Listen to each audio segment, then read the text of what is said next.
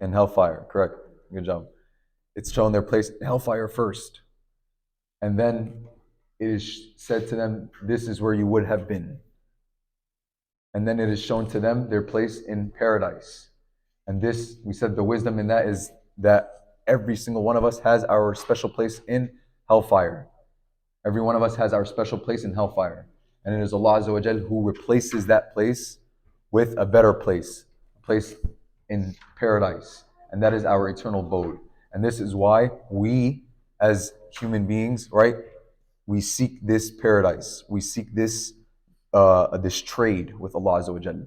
And the second wisdom behind it was that what? It makes us more happier, gives us a better glad tidings, because we could have just been shown the paradise and that would be it. But to see where that we have been saved is another happiness in it of its own. It's another thing to be happy and celebrate on its own.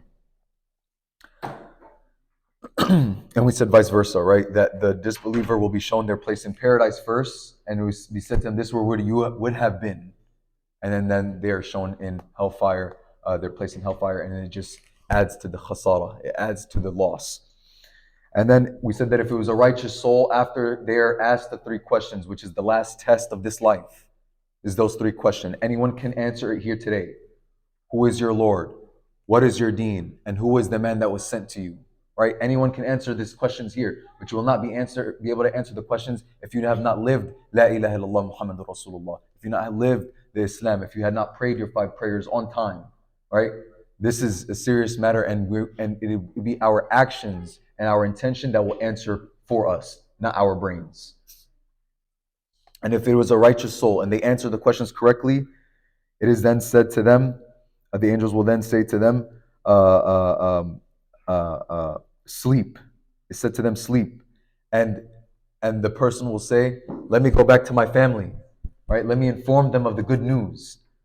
And then it will be said to them, sleep as a newlywed whom none awakens but the dearest of his family until Allah resurrects him from his resting place. This was the last place we left off, right? Now, it is at this point where, okay, we need to be aware that the angels is telling the soul to sleep. Now, at this point, we've lost complete track of time. There's no sense of time, because just as we sleep, right? Let's say we sleep at 10, 10:30, 11, and then we wake up for Fajr, hopefully, right? Then we don't really feel the time or the hours that was spent. We kind of just go from unconsciousness to consciousness. And so, Allahu Alam, this is how it will be, right? That it is said to the soul sleep, and at that point, it's kind of, we're not really sure what happens. So life moves on, right? The people on the earth keep on living, and the dead are just dead. They stay in their graves until Allah has Yawm al-Qiyamah, right? Until Allah has Yawm al-Qiyamah. Now, the next part in the book is Nafkhat al-Sur, right? The blowing of the horn, okay? This is something that the graves or the dead don't really feel or don't really hear because they are dead. Allah Azza wa Jalla has created a specific angel. Does anyone know the name of the angel? Israfil. Very good. Israfil was created for this one purpose, to blow the horn. Now it's said that the width of this horn, the opening, right? There's the two ends. The width of the horn is the size of the samawat al-ard. It is so huge. And Israfil was made, and he has inhaled, and he has put his lips on the end of the horn, and he is looking at the arsh of Allah, the throne of Allah, waiting for the commandment to blow the horn. It's just a very big picture that is painted for us, that he is ready, and he just needs the commandment of Allah. Going back to my khutbah, that nothing happens except it has been given the permission by Almighty Allah Azza wa Jal to be done. So Israfil is waiting. And this horn will be blown 3 times. The first time is the Nafkhat al-Faza. And the second time is called the Nafkhat al-Sur. And the third one is Nafkhat Yawm al-Qiyamah. That is when resurrection will actually start. Now, Nafkhat al-Sur or Nafkhat al-Faza, I should start with, is the blow that will drive everyone insane. Everyone will go crazy. The wife will lose her child if she's pregnant. The mountains will move, the earth will shake. It will be a very this sound, this high pitched sound will drive everyone insane. And then comes نفخة الصاعق, نفخة الصور. جزاكم الله خير. uh, I lost my notes. نفخة الصاعق, نفخة الصاعق. So the first is نفخة الفزع, right? Where Allah Azza wa Jalla, He says, ويوم ينفخ في الصور ففزع من في السماوات ومن في الأرض إلا من شاء إلا من شاء الله وكلا أتاه داخرين. That, and beware of the day the trumpet will be blown, and all those in the heavens and all those on the earth will be horrified to the point of death, except those Allah wills to spare, and all will come before Him fully humbled. Right. So this is the first blow, is the nafkhat al-faza'. The second one is nafkhat al-sa'iq, which is where all of creation will be killed. Right. That all humanity, I should say, will be dead, will drop dead at that very moment in time. Where nafkhat al-sa'iq, where humanity, all of them, from beginning to end, will die. And at this point, the third blow will be saved for the actual resurrection. Now, there's a time period between the second blow and the third blow. The second blow where all humans die, and the third blow where Yawm al-Qiyamah is actually happening.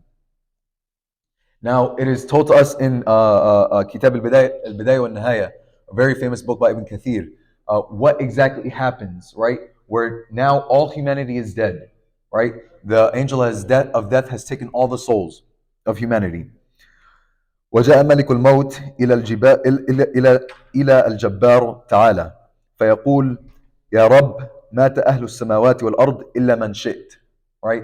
That the angel of death will come to Allah Azza wa Jalla al-Jabbar, and he will say to him, Ya Rabb, O Lord, all the creation on the earth have died, all of them, except those who you allowed to live. فيقول الله سبحانه له وهو أعلم من بقى. So Allah will say, and He is all knowing, who is left?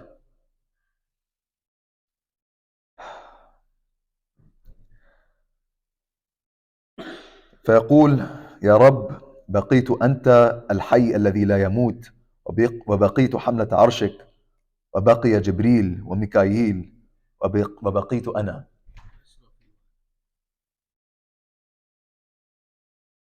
I'm sorry. Yes, it was جبريل وميكائيل وإسرافيل وبقيت أنا. يقول الله عز وجل يموت جبرائيل وميكائيل وإسرافيل. And it was be at that point that the angel of death then takes the souls of those angels. فيقول الله عز وجل فيموت ثم يأتي ملك الموت إلى الجبار عز وجل فيقول يا رب قد مات جبريل وميكائيل وإسرافيل فيقول وهو أعلم بمن بقى فمن بقي. And then Allah will ask, and He is all knowing, who is left? فيقول يا رب بقيت أنت الحي الذي لا يموت وبقي حملة عرشك وبقيت أنا.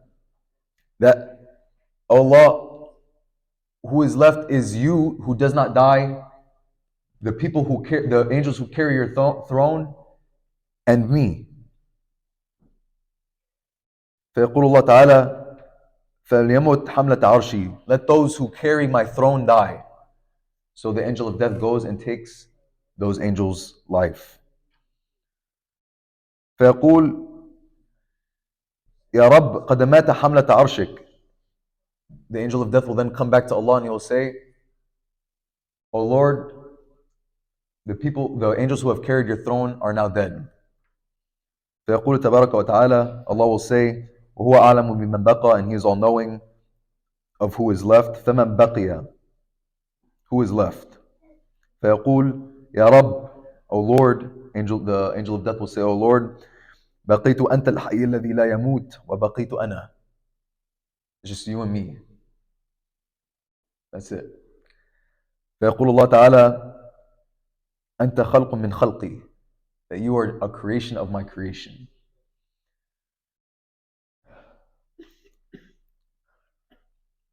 خلقتك لما رأيت فمت فيموت.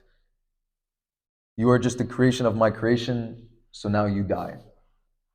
And Allah will take the angel of death, the angel of death's soul. And it is said that when the angel of death, his soul is taken from him, that he will cry such a loud scream. If the humans had heard it, they would have fallen unconscious. They would have fallen dead. And at this point, Allah Azza wa Jal, He will call out, لِمَنِ الْمُلْكُ الْيَوْمِ, to who belongs the kingdom today? And there will be no one to answer because everyone is dead. All creation, angels, the jinn, the human beings, all of them will die. And Allah will answer Himself. لِلَّهِ الْوَاحِدِ الْقَهَّارِ, to Allah alone.